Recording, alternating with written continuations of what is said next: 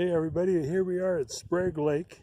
We're going to take a walk around here. It's the end of March and we're going to just see what things look like around here, see if we can see some signs of spring at Sprague Lake in Rocky Mountain National Park.